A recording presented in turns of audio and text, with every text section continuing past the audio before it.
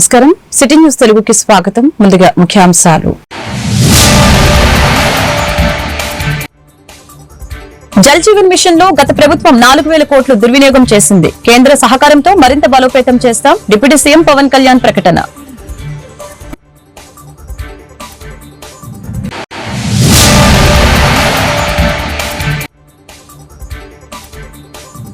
చెత్త పేరుకుపోకుండా చైనా తరహాలో విద్యుత్ ప్లాంట్లు 3 ఏళ్లలో అమరావతి పనులు పూర్తి చేస్తాం. మంత్రి నారాయణ వెల్లడి.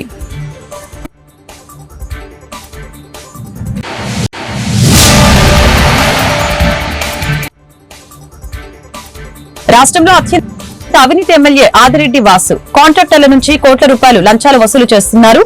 మాజీ ఎంపీ మార్గాని భరత్ విమర్శలు.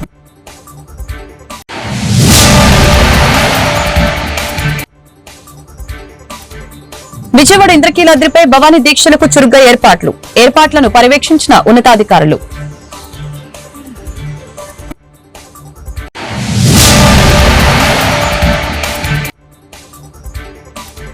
బంగాళాఖాతంలో వాయుగుండంగా బలపడుతున్న అల్పపీడనం.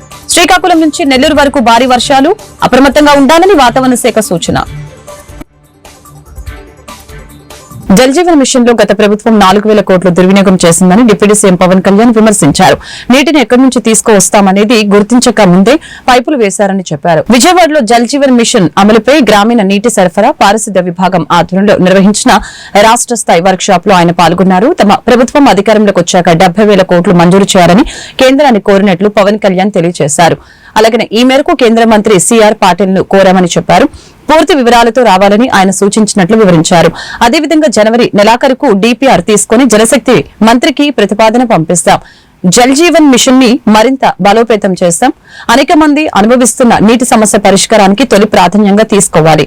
రోజుకి మనిషికి సగటున 55 లీటర్ల పరిశుభ్రమైన నీటిని ఇవ్వాలనేది ప్రధాని మోదీ కల. నిరంతరం ప్రతి ఒక్కరికి నీటి సరఫరా ఉండాలనే ఆకాంక్షతో జల్ జీవన్ మిషన్ ప్రారంభమైందని పవన్ కళ్యాణ్ తెలిపారు. దీన్ని మరింత బలోపేతం చేయాలని ఇప్పుడు దాకా జల్ జీవన్ మిషన్ కేవలం నీటిని అందించడం దాని వరకే అంతవరకు పరిమితమైంది. ఇది గౌరవ ప్రధానమంత్రి శ్రీ నరేంద్ర మోదీ గారి కల.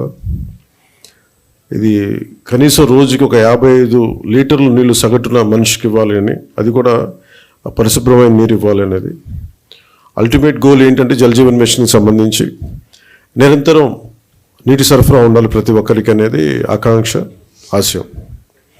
దాంట్లో కనీసం ముందస్తుగా కనీసం 55 లీటర్లు కనీసం ఇవ్వాలి అనేది ఆకాంక్షతోటి స్టార్ట్ అయింది.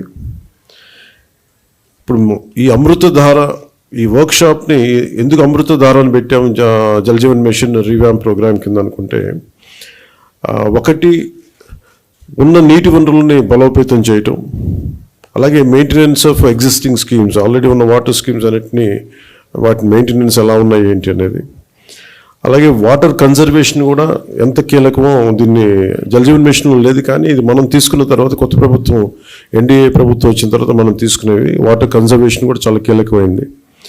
అలాగే ట్రైనింగ్ అండ్ కెపాసిటీ, ఒకటికి ఉద్యోగస్తులకే కాకుండా ప్రజలను కూడా దీంట్లో భాగస్వామ్యం చేయాలనేదే ఒకటి.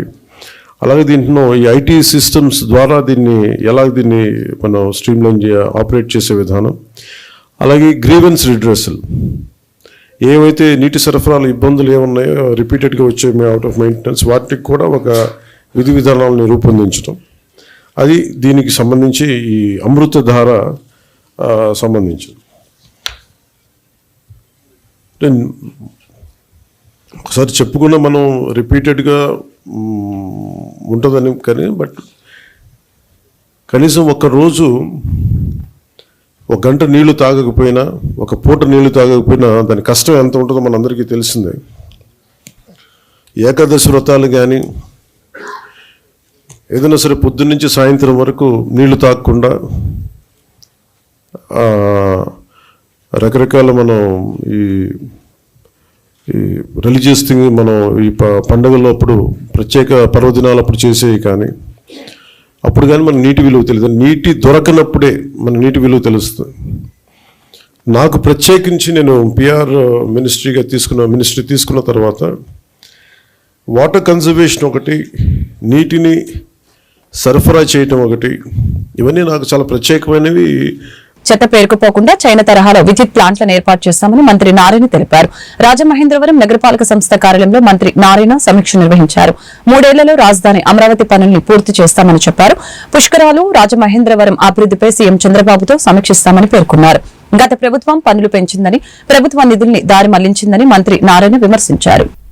ఇక్కడ ప్రజలకు కావాల్సిన అవసరాలకు తగ్గట్టుగా ఇన్ఫ్రాస్ట్రక్చర్ డెవలప్ చేయడానికి వాళ్ళ మీద ఎక్కువ బద్దలు పడకుండా తక్కువ బద్దలు పడేటట్టుగా ట్యాక్స్ కలెక్ట్ చేయొచ్చు. 2014-19లో ఒక్క పైసా ఏ ఇయర్ కూడా మేము ట్యాక్స్ పెంచలేం. కానీ గత ప్రభుత్వం ఎన్నోసార్లు పెంచేసింది. ఆ లీకేజీలను అరికట్టడం వల్ల 750 కోట్ల రూపాయలు ఇన్కమ్ పెరిగింది. ఎందుకంటే అడగటం లేదే వదిలేశారండి. దాంతో యాక్చువల్ గా ఫర్ ఎగ్జాంపుల్ మున్సిపాలిటీ తీసుకుంటే 75 కోట్లు హౌస్ ట్యాక్స్ కావచ్చు, వెహికల్ ప్లాంట్ ట్యాక్స్ కావచ్చు, వాటర్ ట్యాక్స్ కావచ్చు పెండింగ్.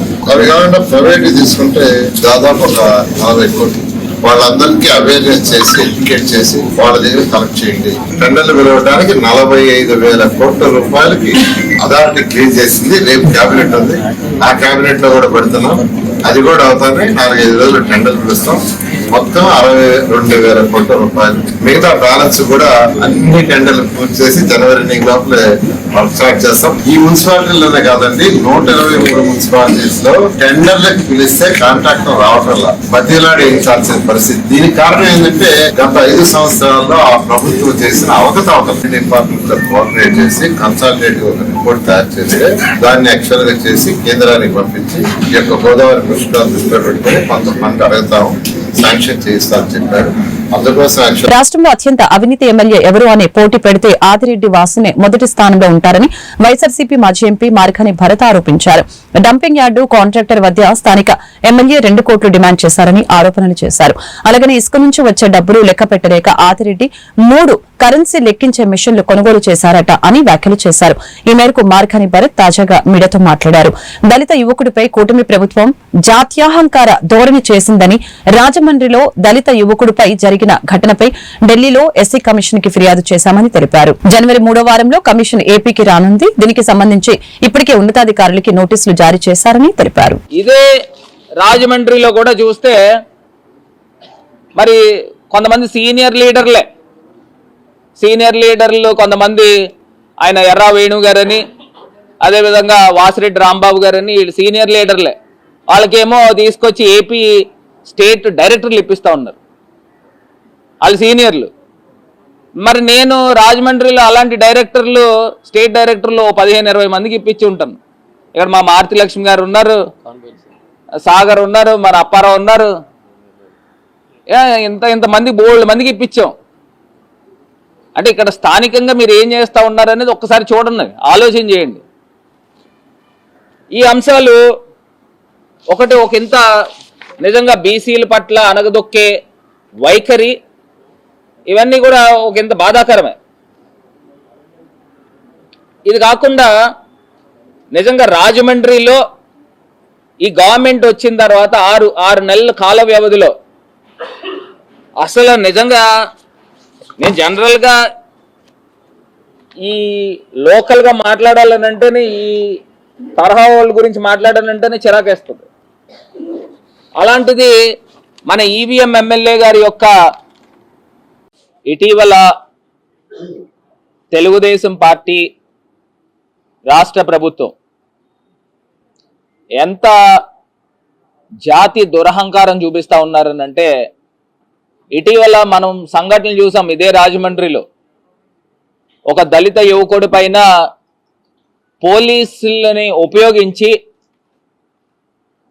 నగ్నంగా స్టేషన్లో నుంచోపెట్టి దళితుల యొక్క మనోభావాల్ని దెబ్బతీసే విధంగా వాళ్ళ యొక్క వ్యక్తిత్వాన్ని, వాళ్ళకున్న వ్యక్తిత్వాన్ని హననం చేసే విధంగా ఏ రకంగా ప్రవర్తించారో సాక్షాత్తు ఢిల్లీ వెళ్ళి national human rights commission, national SC commission కలిసి వాళ్ళకి నివేదిక ఇచ్చి రికార్డెడ్ ప్రూఫ్ వారికి ఇవ్వడం జరిగింది. వాళ్ళు కూడా దాన్ని క్రైమ్ నంబర్ రిజిస్టర్ చేయడం కూడా జరిగింది. క్రైమ్ నంబర్ రిజిస్టర్ చేసి జనవరి 3వ వారంలో నేషనల్ ఎస్సీ కమిషన్ ఆంధ్రప్రదేశ్ రాష్ట్ర చీఫ్ సెక్రటరీకి, ఆంధ్రప్రదేశ్ రాష్ట్ర డీజీపీకి ఇద్దరికి నోటీసులు కూడా ఇవ్వడం జరిగింది.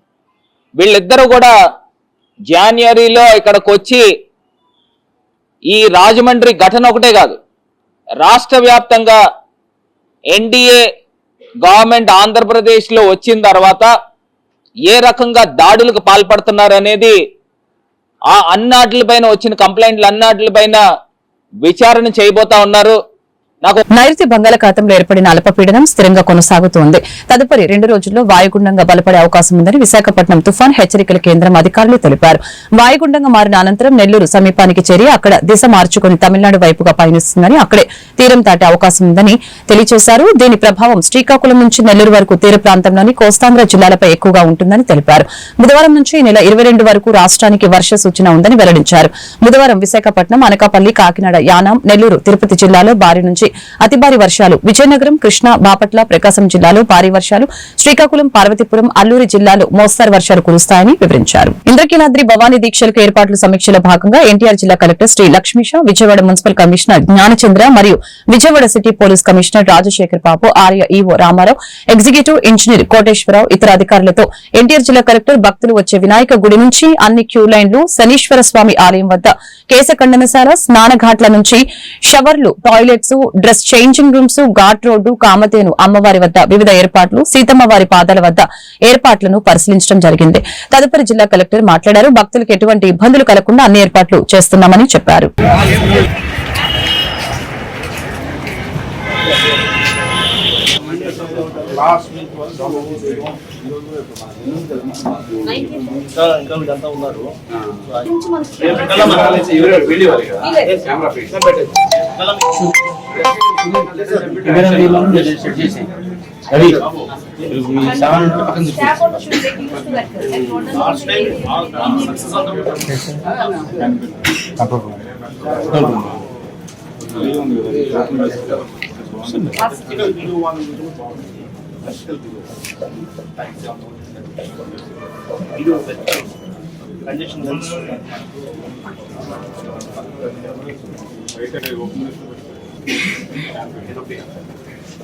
అది కొంచెం పర్మనెంట్ గా ప్లాన్ చేసుకుంటాము.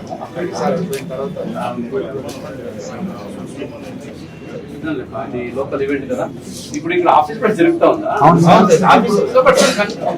ఫంక్షన్లుగా లేదా ఇప్పుడు? ఇప్పుడు అవన్నీ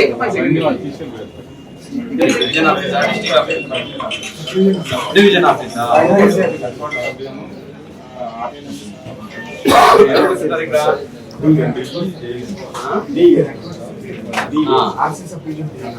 హెడ్ క్వార్టర్ అంటే state head quarter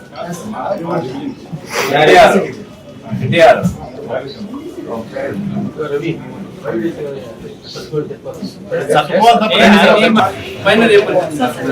Vijayawada 1 town Komala Vilasa centre లో లక్కీ రెస్టారెంట్ ని నూతనంగా ప్రారంభించిన నగర మేయర్ రాయన భాగ్యలక్ష్మి, పోతున మహేష్. ఈ సందర్భంగా నిర్వాహకులు షేక్ కాజా, మొహిద్దీన్, రాళ్లపల్లి లక్ష్మి మాట్లాడారు. మా లక్ష్మి రెస్టారెంట్ నందు ఉదయం 4 గంటల నుంచి 6 గంటల వరకు కిచిడి, పాయా, చికెన్, పరాటా, 6 గంటల నుంచి అన్ని రకాల వెజిటేరియన్ టిఫిన్స్ ఉంటాయని తెలిపారు. మధ్యాహ్నం chicken, mutton, dum biryani, white rice, curries లభిస్తాయని చెప్పారు. పార్టీలకు అతీతంగా మా హోటల్ ప్రారంభోత్సవానికి వచ్చిన కార్పొరేటర్లకి, నాయకులందరికీ కూడా అభినందనలు తెలిపారు. కార్యక్రమంలో లక్కీ రెస్టారెంట్ సిబ్బంది తదితరులు పాల్గొన్నారు.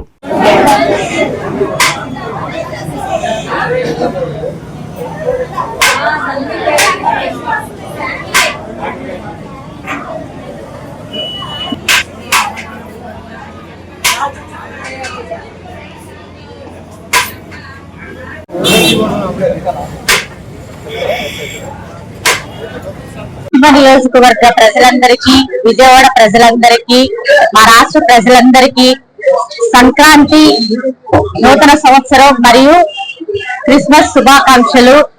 మీ అందరి ఆశీస్సులతో మేము ఇక్కడ పశ్చిమ నియోజకవర్గంలోని కోమల విలాస్ లో లక్కీ రెస్టారెంట్ అని ప్రారంభించామండి.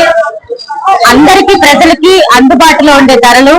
ఉదయం 4 గంటల నుంచే మొదలవుతుందండి.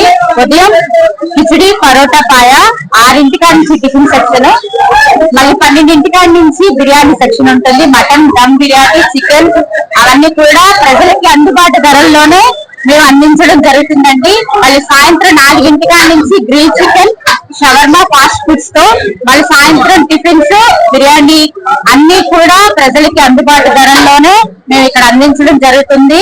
ప్రత్యేకమైన క్వాలిటీతో ఇవ్వడం జరుగుతుంది. అందరూ విజయవాడ ప్రజలందరూ కూడా ఒకసారి మా రెస్టారెంట్ ని వచ్చి దర్శించాల్సిందిగా విజ్ఞప్తి చేసుకుంటున్నాము. మీ ఆశీస్సులు మాకు ఎల్లవేళలా ఉండాలని, మీ కోఆపరేషన్, మీ సపోర్ట్ మాకు ఎల్లవేళలా ఉండాలని హృదయపూర్వకంగా అడుగుతున్నాం.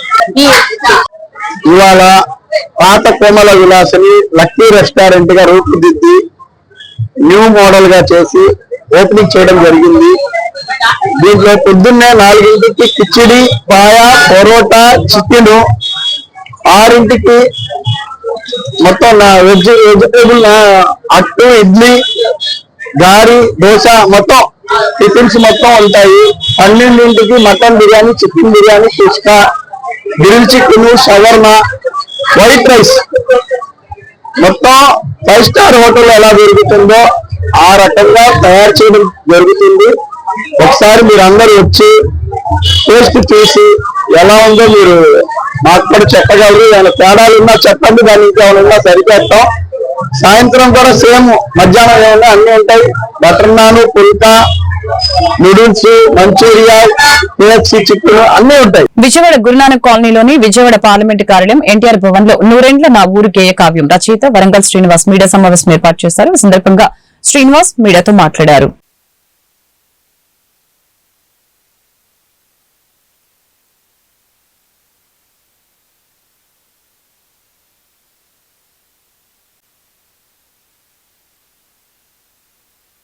సంవత్సరాల పూర్వం పల్లె, ఆ పల్లెలో జీవించినటువంటి మానవుని జీవన విధానాన్ని ప్రపంచ ప్రజల ముందు ఆవిష్కరించడం కోసం 243 చరణాల గేయ కావ్యాన్ని రచించి 100 నా ఊరుగా నామకరణం చేయడం జరిగింది. అది ఆ 243 చరణాలని ఇటు ఆంధ్ర, తెలంగాణ, రాయలసీమ, ఉత్తరాంధ్ర మనం కావడి కుండల్లాగా విడిపోయినాం, కావడి బద్దలాగా కలిసి ఉండాలనే కాంక్షతోటి కళాకారులకు ఎలాంటి ప్రాంత భేదాలు, కులమతాలు, రంగులు, రూపులు ఇవన్నీ లేవు అని చాటి చెప్పడం కోసం నాకు తెలంగాణ ప్రాంతంలో 500 మంది గాయకులు దొరికినప్పటికీ అన్ని ప్రాంతాలను కలుపుకోవాలి. పల్లె నా పల్లె కాదు, అందరి పల్లె. అప్పటి సంస్కృతి, సాంప్రదాయాలు, కట్టుబాట్లు, యాస, భాష, స్త్రీల పట్ల గౌరవ మర్యాదలు, అప్పటి 16 రోజుల పెళ్లిళ్ళు, అప్పటి వడకలగ్గాలు, అప్పటి సంవృత్తలు, అప్పటి పద్ధతులు, అప్పటి నాగడి, గొర్రు, గుంటుక, దంతె, తుండం బొక్కెన, దండెడతాడు, టంగువార్లు, పనకుచ్చులు, పగ్గాలు, కణాలు, దుత్తలు, బేరడాకులు, సాయిశీల, ఉప్పుగారు, ఈ వ్యవసాయ పనిముట్లు పూర్తిగా అంతరించిపోతున్నాయి. గసుగొయ్య, జడ్డిగం అంటే ఎవరికి తెలియదు. ఏ కార్తెలో పంటేసుకొని ఏ కార్తెలో కోసుకున్నాం మనం. గొలుసుకట్టు చెరువులని ఎట్లా వాడుకున్నాం. బాలింతరాలు ఎలాంటి ఎచ్చాలు దీన్ని బతికింది. ఆ కాలంలో డాక్టర్ లేరు. 100 నా ఊరు గేయ కావ్యాన్ని మిత్రులు, జగమెరిగినటువంటి బ్రాహ్మణుడు మన వరంగల్ శ్రీనివాస్. వరంగల్ శ్రీనివాస్ అంటే తెలియని వ్యక్తి ఉండరనేది నా భావన. అటువంటి గొప్ప గాయకుడు, ప్రజాగాయకుడు ఆయన. కవి, రచయిత, సంగీత దర్శకుడు. ఆయన ఎన్నో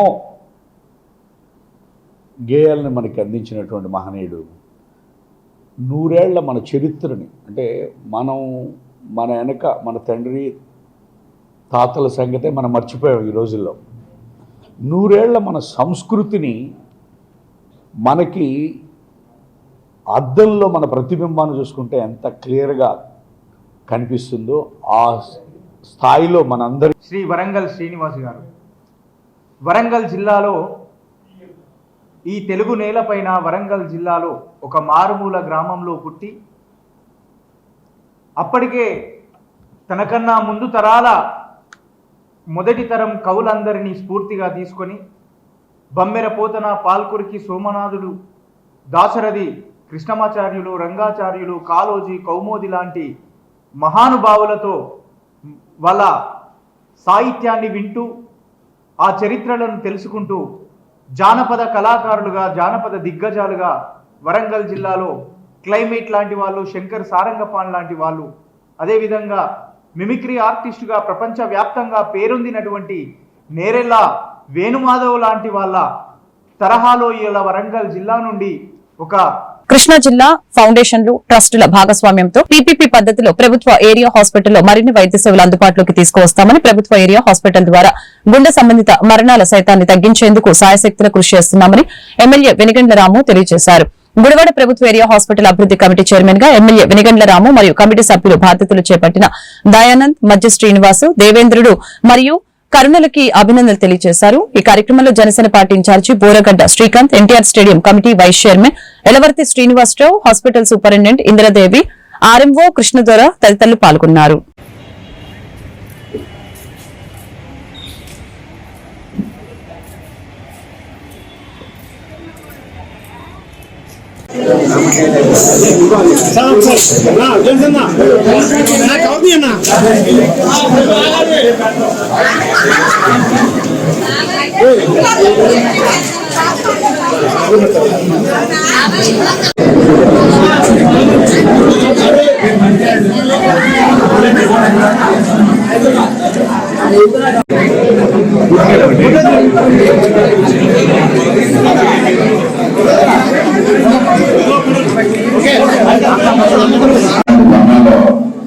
కమిటీ వేయాలి అనేది మంజూరు చేసుకుంటే కమిటీ వేసుకుంటే బెటర్ అనే ఉద్దేశంతో నేను కూడా వెంటనే ఓకే చేసుకుని అందరిలోకి అన్ని వర్గాలను రిప్రజెంట్ చేసేటట్టుగా, అలాగే అన్ని అంటే అవసరాలు కూడా అంటే చేయగలిగిన కూడా డైనమిక్ ఉండాలని కూడా చూసుకుని వీళ్ళందరినీ చేసుకోవడం జరిగింది. సో ఇక్కడ ఉన్న ప్రతి ఒక్కరు ఉత్సాహంగా పనిచేసేవాళ్ళు, ఎప్పుడు మనుషులు కూడా క్లారిటీ ఉంటుంది. అంత ఎప్పుడైనా దీనికైనా రెడీగా ఉండి ఏ టైం అయినా కానీ పనిచేయగలిగిన వ్యక్తుల్ని ఇక్కడ తీసుకోవడం జరిగింది. ముందుగా కార్యవర్గ సభ్యులందరూ కూడా మీ శుభాకాంక్షలు తెలియజేస్తున్నాను. Thank you. ఈ నేను వచ్చినప్పుడు దగ్గర నుంచి మా అన్న చెప్పినట్టుగా మనకి ఆరోగ్యం అనేది చాలా ముఖ్యం కింద నేను కూడా చాలా శ్రద్ధ పెట్టి నేను కూడా చాలా మెడికల్ క్యాంపులు పెట్టించాను, రకరకాల సర్వీసెస్ చేసుకుంటూ వచ్చాను. ఇంకా చూస్తుంటే ఇంకా చాలా మంచి డాక్టర్స్ ఉంటారు గవర్నమెంట్ హాస్పిటల్లో, దాంట్లో తగ్గలేదు. వాళ్ళ కూడా చైతన్యం రావాలంటే సరైన ప్రాసెస్ సరిగ్గా వాళ్ళకు కూడా సపోర్ట్ ఉంటే బాగుంటుంది నా ఉద్దేశం. హాస్పిటల్స్ ఎప్పుడు మంచి డాక్టర్స్ ఉన్నారు. ఇక్కడ ఎక్కువ మంది అస్తమాసి బాగుందనే చెప్తారు ఇక్కడ హాస్పిటల్స్ ఉన్న వాళ్ళందరూ. ఎందుకంటే ఎంతో మంది ట్రీట్ చేస్తారు, వాళ్ళకు ఉన్నంత ఎక్స్పీరియన్స్ జరుగుతున్నాం. కానీ వాళ్ళకి కూడా సపోర్ట్ చేసుకుంటూ, అలాగే నర్సెస్ కానీ వీటిలో కానీ అన్ని మీరందరికీ మీరు సపోర్ట్ చేసుకుంటూ ఆ ఉత్తేజం వాళ్ళలో కూడా కలిగిస్తేనే మనకి మనం అనుకున్న అది సాధించగలం. మీకు కూడా చెప్తున్నా, మీరెందుకు పనిచేస్తుంటే మిగతా వాళ్ళందరూ మేము పనిచేస్తాము, మిగతా పనిచేస్తాము, చెప్పిన మిగతా చేయాలనేది కాకుండా టోటల్ గౌతులచ్చిన విగ్రహ ఆవిష్కరణలో జోగి రమేష్ కనిపించడం ఆశ్చర్యానికి గురి చేసిందని ఏపీఎస్ఆర్టీసీ చైర్మన్ కొనకల నారాయణ తెలిపారు. స్థానిక మచిలీపట్నం తెలుగుదేశం పార్టీ పార్లమెంటు కార్యాలయంలో రాష్ట్ర ఏపీఎస్ఆర్టీసీ చైర్మన్ కొనకల నారాయణరావు మీడియాతో మాట్లాడారు. రమేష్ కూడా ఆ కార్యక్రమానికి రావడం జరిగింది. మేమంతా కూడా ఆశ్చర్యపోయాం. ఇది మా వరకు పిలిచిన కార్యక్రమం మేము భావించాం. జోగి రమేష్ వస్తాడని చెప్పి మేము ఊహించలేదు. ఇటువంటి అనుకోకుండా జరిగినటువంటి దురదృష్టకర సంఘటన. అతను ఊరేగింపులోను అంతకుముందు పారసారథి గారి కోసం మేము వెయిట్ చేస్తూ ఉన్నాం ఒక ఇంట్లో. ఆ ఇంట్లోకి కూడా జోగి రమేష్ వచ్చాడు. మేము ముభావంగానే మేము ఉన్నాము, అయిష్టంగానే ఉన్నాం.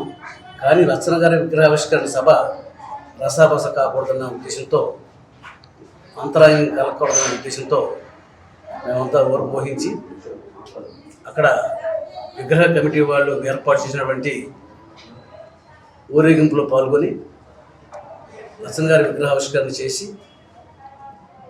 మళ్ళీ సభకి బహిరంగ సభకు రావడం జరిగింది. ఈ కార్యక్రమాల్లో జోగి రమేష్ వస్తాడని మాతో పాల్గొంటాడని మేము ఊహించలేదు.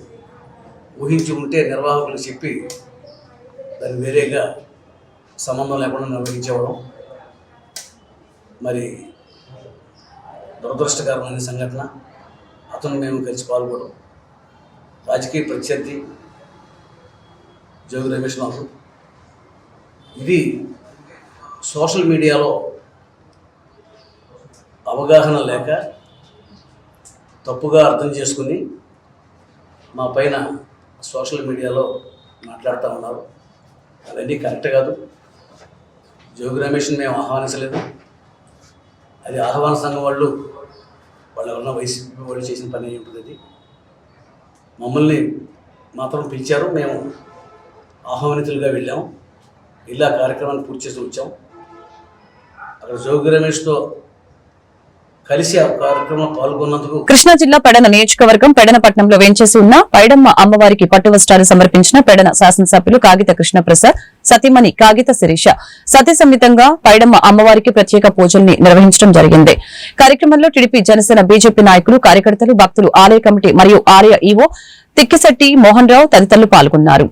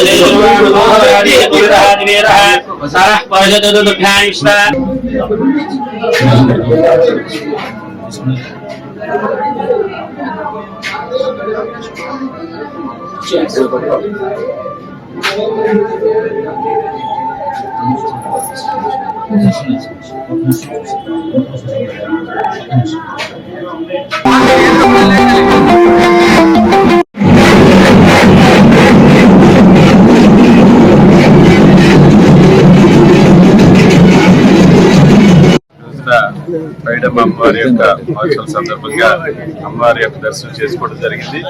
పెడన్ నియోజకవర్గంలో ప్రజలందరూ కూడా సంతోషంగా ఉండాలి, అమ్మవారి యొక్క ఆశీస్సులు మనందరి మీద ఉండాలి, పెడన్ నియోజకవర్గాన్ని అభివృద్ధి బాధ్యత తీసుకెళ్లేందుకు అమ్మవారి యొక్క ఆశీస్సులు ఉండాలని చెప్పేసి కోరుకోవడం జరిగింది. గతంలో మన ఆలయానికి సంబంధించి అభివృద్ధి బాధ్యతలో తీసుకెళ్ళడం జరిగింది. ఇవన్నీ కూడా డెవలప్మెంట్ జరిగింది. మళ్ళీ రానున్న రోజుల్లో తప్పకుండా మరి రాష్ట్ర ప్రభుత్వం కూడా మాట్లాడి ఈ యొక్క ఆలయాన్ని మరింత అభివృద్ధి చేసేందుకు తప్పకుండా. వార్తలు ముగించే ముందు ముఖ్యాంశాలు మరొకసారి. జల్ జీవన్ మిషన్ లో గత ప్రభుత్వం 4000 కోట్లు దుర్వినియోగం చేసింది. కేంద్ర సహకారంతో మరింత బలోపేతం చేస్తాం. డిప్యూటీ సీఎం పవన్ కళ్యాణ్ ప్రకటన.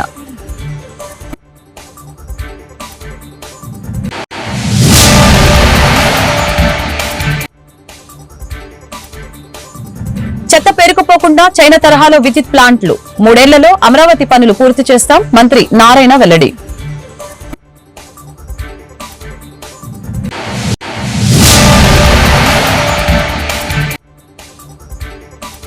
రాష్ట్రంలో అత్యంత అవినీతి ఎమ్మెల్యే ఆదిరెడ్డి వాసు. కాంట్రాక్టర్ల నుంచి కోట్ల రూపాయలు లంచాలు వసూలు చేస్తున్నారు. మాజీ ఎంపీ మార్గాని భరత్ విమర్శలు.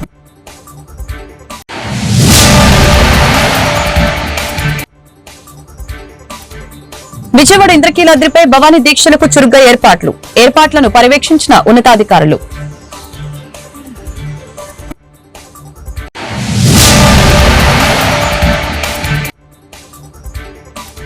బంగాళాఖాతంలో వాయుగుండంగా బలపడుతున్న అల్పపీడనం.